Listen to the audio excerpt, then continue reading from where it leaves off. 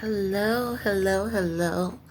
Hello, my beautiful YouTube Twin Flame community. This is Ray. Welcome back to Surviving the Twin Flame Journey. I'm back with another video. Happy, happy, happy New Year to each and every one of you guys out there. It is my hope that 2020 is an excellent and wonderful year for each and every one of you. I really feel like this is a year of action. I felt like 2019 was a year where we really did some introspection and determined what it was in our lives that really needed to change. And I think that now that we are in 2020, I think that this is the time to take action and to take those things that we determined we didn't like or we wanted to change about ourselves and create a plan. And now is the time to really, really put action behind that. So I am encouraging you all to do that. And good luck to you guys. Wish me luck, because I myself have things that I really, really need to work on and change. But anyway, welcome back to my channel. Please, guys, like, share, and subscribe. I love it when you guys do that. I am so humbled by each and every like, each and every subscription. I don't have many, but it's still a very humbling experience, and I thank you for that. Today, this video, I want to talk about something that is very important and it's very serious. It's about codependency.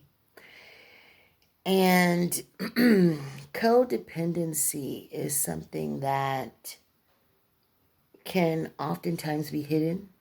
You might not even know that you are codependent, and it can be very damaging, not just to you, but to your relationship. And it's very unhealthy. And codependency is something that I have exhibited in the past in my twin flame relationship.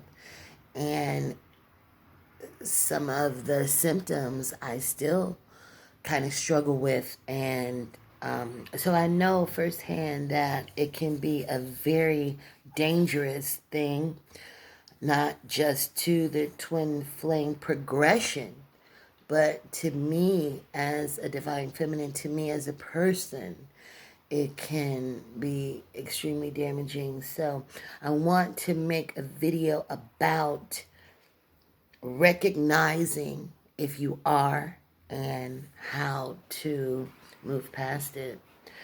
So I know that as divine feminines, we as women, we can be susceptible to codependency, I think, more than men sometimes, because we as women are nurturers. We are made to nurture. We are made to birth children. We're created to nurture. So we can easily fall into the trap of nurturing and taking care of everyone else at our own detriment. We will ignore our own needs and wants just to make sure that our loved ones are satisfied and okay emotionally, mentally, and physically. But we can't do that. We can't do that anymore. We really have to recognize this and stop it, just for our health, our mental, emotional, physical health. We have to stop that. We have to stop looking at other people to make us happy and to somehow fill us or feel what's empty, looking towards others to satisfy us, to make us feel good. We have to stop looking at other people to supply that and really just supply that for ourselves. So, what does codependency look like? What is it?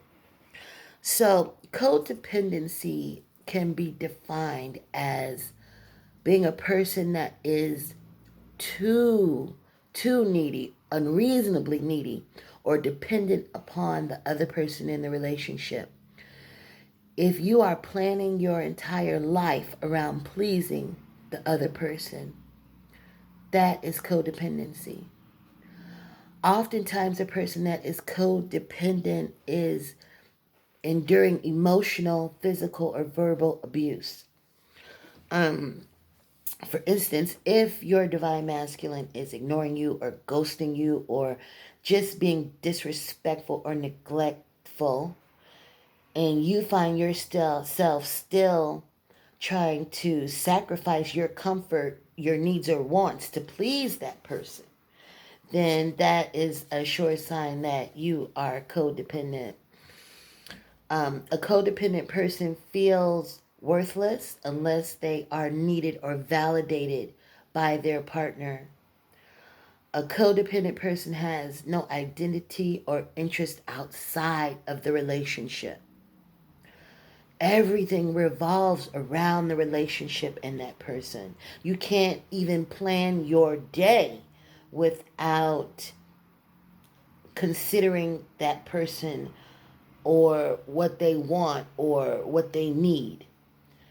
A codependent person feels their desires come second to their partner, and a codependent person fears expressing their needs and wants to their partner. A codependent person will stay in the relationship even if that partner is abusing them. I will continue to say that. And that, you guys, is emotional abuse, physical abuse, or mental abuse. You will stay knowing that you're being abused. A codependent person is in constant fear that the relationship will end if they don't comply to the wishes and needs and wants of their partner. You should not be in fear. A healthy, good relationship does not have you in fear that it's going to end. A codependent person will ignore their own morals and values to please their partner. For example, I counseled a divine feminine once that was a bit conservative sexually, and her divine masculine wanted to have a threesome. He wanted to participate in threesomes and go to swingers clubs, and he was wanting to do all these things sexually, and she was just absolutely against it. Like, not only because how she was raised and her religious beliefs, but she just wasn't that type of person. And we later found out that that guy was not even her divine masculine, but she found herself willing to sacrifice her own moral and value system to please that person. That is an example of codependency. Codependency can be a result of a damaging parental relationship. If your parents were drug addicts or alcoholics, you are susceptible to being in codependent relationships because you as a child are taught at an early age to ignore your own needs and wants and focus on your parents' needs and wants. Or you were a child with abusive family members or family members that are mentally or physically ill. If you have that in your family, then please look at your relationships and see if you are exhibiting symptoms of codependency. So what do you do? So we've determined what codependency can look like. So how do we change it? You change it by stepping away, taking a break. Step away from the relationship, take a break, look at things from another perspective. Find a hobby, something that you enjoy to occupy yourself and your time. Spend your time with supportive family. Spend time with supportive friends.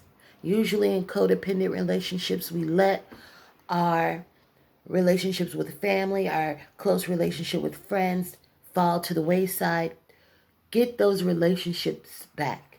Spend your time with people that are going to support you and encourage you. Seek therapy if you have to. Start speaking honestly to your partner about your true feelings and wants. Don't be afraid and don't let fear run you. Don't let it run you. And then start establishing healthy boundaries. Start establishing healthy boundaries for yourself, for your partner, and for your relationship. Oftentimes in twin flame relationships, the connection is so powerful. I said it before, you can lose yourself.